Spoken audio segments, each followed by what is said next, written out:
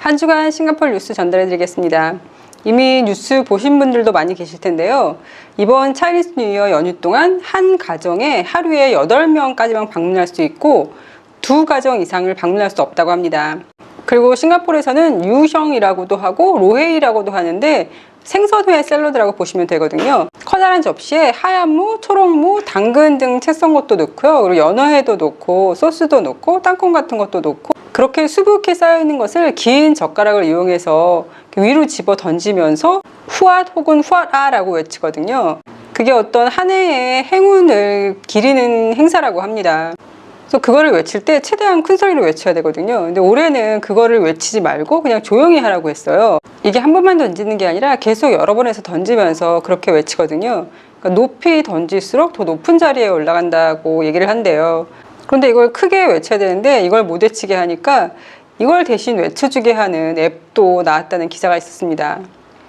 지난주에 한참 지역 감염이 굉장히 많이 나와서 아프면 무조건 의사를 찾아가라는 기사가 있었는데요. 이번 주에는 다행히 지역 감염이 거의 안 나오고 있습니다. 70세 이상 어르신들의 백신 접종이 양모교와 탄종파가에서 1월 27일부터 먼저 실시되었는데요. 나머지 지역은 2월달 중에 실시될 거라고 합니다. 호텔에서 근무하는 3,000명도 백신을 맞기 시작했고요. 대중교통에 종사하시는 분들 8만 명도 접종을 시작했다고 합니다.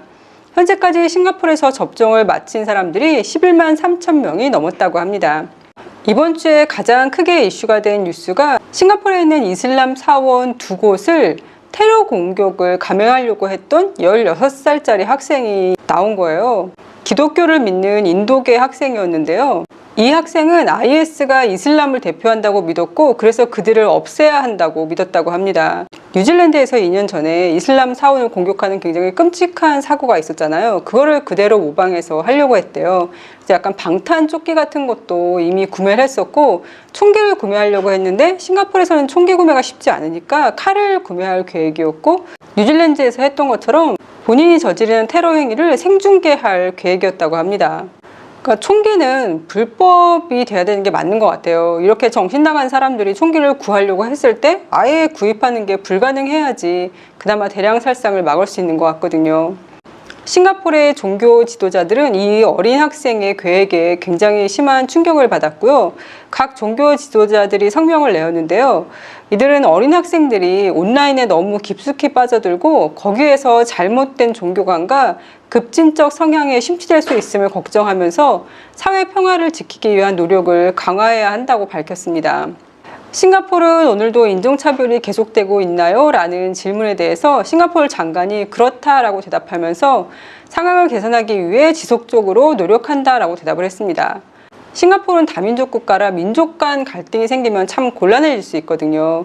우리나라 같은 경우에는 같은 민족인데도 이념적으로 틀리다고 그 골이 굉장히 깊잖아요. 그런데 이렇게 민족적으로 갈등이 생기면 이 작은 나라에서 굉장히 힘들어질 수 있으니까 하모니 데이라고 해서 학교에서 다민족 간의 화합을 중요시하는 행사도 하고 있고 그리고 교육도 철저히 시키고 있는 편입니다. 로렌스 윈 장관이 전 세계의 코로나가 앞으로 4년에서 5년간 지속될 수 있다고 얘기하면서요. 이제는 전 세계가 하나의 세상이기 때문에 모든 나라에서 안전하지 않으면 우리도 안전할 수 없다라고 얘기를 했습니다. 댕기 케이스는 줄었지만 아직도 댕기를 옮기는 이집트 모기의 개체수가 증가하기 때문에 댕기의 위험에 대해 주의를 하라는 기사도 있었고요. 성감소증으로 진단받은 트랜스젠더 학생이 온라인에다가 댓글을 달았는데 MOE가 호르몬 치료를 받지 못하도록 차단했다고 얘기를 했어요. 그러니까 MOE는 싱가포르 교육부거든요. 근데 하지만 싱가포르 교육부에서는 학생 가족이 결정할 문제인 진료에 대해서 방해할 처지가 아니다. 그래서 이게 사실이 아니다라고 밝혔거든요. 근데 이 문제로 레즈비언, 게이, 트랜스젠더들을 옹호하는 사람들이 교육부 앞에서 시위를 하다가 3명이 체포되는 일이 있었거든요. 현재는 보석으로 풀려났고 조사가 진행 중이라고 하는데요. 여기에 대한 댓글들을 보니까 어떤 사람들은 이번 시위가 무조건 잘못됐다, 불법이다라고 얘기하는 사람들도 있고요. 어떤 사람들은 싱가포르에서 이 사람들의 인권을 무시하고 계속 요구했지만 받아들여지지 않은 지 너무 오래됐다. 합법적으로 하기 위해서 시위 허락을 구했어도 아마 절대 허락해주지 않았을 것이다. 얘기하는 사람들도 있고요. 어떤 사람들은 5명이 나와서 하는 시위라니 이런 거는 싱가포르밖에 없을 것이다 이렇게 얘기하면서 본인의 어떤 의사를 자유스럽게 낼 수 없는 상황에 대해서 한탄하는 사람도 있었습니다. 2030년 안에 싱가포르의 정치는 어떻게 변할 것인가에 대한 포럼이 있었거든요. 싱가포르는 독립 후부터 지금까지 거의 한당 체제거든요. 지금 현재 여당인 PAP당이 거의 모든 좌석을 가져가기 때문에 한당 체제라고 불리는데요. 2030년까지 양당 체제가 될 수 있을까에 대해서 얘기를 했는데 결국은 그냥 원론적인 답이 들어왔습니다. 모든 건 국민한테 달려있다. 국민이 선거를 뽑는 거니까 이렇게 답변을 했고요. 야당의 불만 중 하나가 선거 제도가 선거 때마다 조금씩 바뀌어서 야당한테 불리하다라는 게 불만이었거든요. 그러니까 이걸 설명하려면 싱가포르 선거제도를 다시 또 다 설명을 해야 되는데 그러면 너무 길어지니까 제가 예전에 싱가포르 선거제도에 대해서 영상을 올린 게 있거든요. 그 위에 걸어놓을 테니까 궁금하신 분들은 보시면 될 것 같고요. 아무튼 여기에 대해서 현 여당 의원은 우리가 고의적으로 제도에 나쁜 짓을 하지는 않는다라고 대답을 했습니다. 중국계가 아닌 사람이 싱가포르 총리가 될 수 있을까요? 라는 질문에 대해서는 모든 거는 현재 여당인 PAP당에 달렸다라고 얘기를 했습니다. 왜냐하면 PAP당에서 지금까지 3명의 총리가 싱가포르 총리가 되고 있는데요. 모두 중국계였거든요. 이 현재 여당 의원은 가능하다라고 얘기를 하고 있어요. 왜냐면은 중국계가 아니고 중국어를 못해도 국회의원을 뽑히지 않느냐라고 얘기를 하면서요. 그러니까 싱가포르 같은 경우에 선거할 때 선거 방송에서 나와서 연설을 할 때 중국계 사람인 경우에는 영어도 하고 중국어로도 또 연설을 하거든요. 그게 아무래도 나는 중국어를 할 수 있다라고 중국계 싱가포르인들한테 어필을 하는 것 같아요. 왜냐면 싱가포르에는 중국계 싱가포르인들 인구가 제일 많거든요.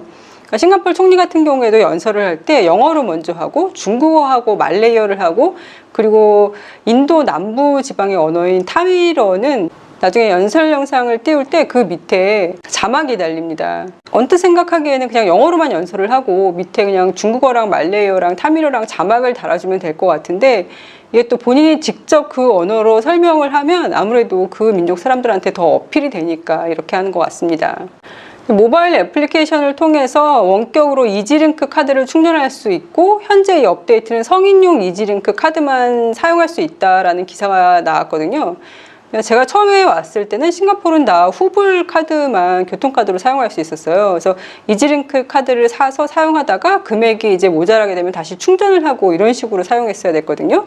그러다가 재작년부터인가 후불제로 이용할 수 있게 됐거든요. 저 같은 경우에는 삼성페이에다가 이지링크 카드 번호를 업데이트를 하면은 그냥 핸드폰만 대면은 교통카드처럼 작용을 하는 거예요. 그리고 나중에 후불제로 나가는 거거든요. 그리고 여기 기사에서는 아이들은 아직 원격으로 이지링크 카드를 충전할 수 없다라고 되어 있는데 저희 아들 거는 제가 계속 원격으로 충전을 해주고 있었거든요.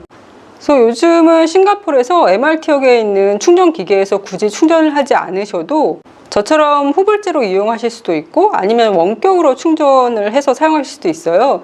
요거에 대해서는 필요하신 분들을 위해서 나중에 영상 한번 따로 만들어 보겠습니다. 싱가포르, 우들랜드와 말레이시아를 연결하는 새로운 MRT가 생길 건데요. RTS라고 Rapid Transit System이라고 불리는 이 새로운 교통수단은 보통 MRT 크기의 한 10배 정도가 될 거라고 합니다. 왜냐하면 세관도 있어야 되고 이민, 검역 등도 할 수 있는 공간이 있어야 돼서 그러는데요. 2026년 말에 완공을 목표로 하고 있다고 하고요. 이렇게 완공이 되면 최대 2만 명까지 가는 사람이 10,000명, 오는 사람 10,000명에서 동시에 2만 명까지 이용할 수 있다고 하고요. 이동 시간은 5분이 걸린다고 합니다. 이 RTS를 이용하면 아무래도 싱가포르하고 조호바를 왔다 갔다 하는 그 교통 체증이 좀 줄어들지 않을까 싶네요. 지구의 빙하가 1990년대 중반보다 훨씬 더 빨리 사라지고 있다는 기사도 있었고요.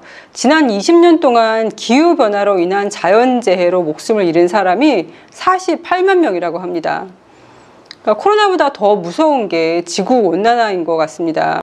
센터사에 가면 마담 투쏘가 있는데요. 유명인들의 왁스 인형을 만들어 놓은 곳인데 거기에 K-웨이브 존이라고 28일 날 새로 개관을 했습니다. 일단 1년 동안 운영을 할 생각이라고 하고요. 이건 한류 팬들이 몇 년 동안 꾸준히 지속적으로 요구를 했기 때문에 만들어졌다고 합니다.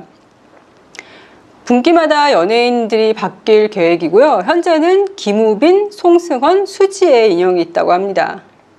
세븐일레븐에는 블랙핑크의 펩시 콜라가 출시되었다고 하고요.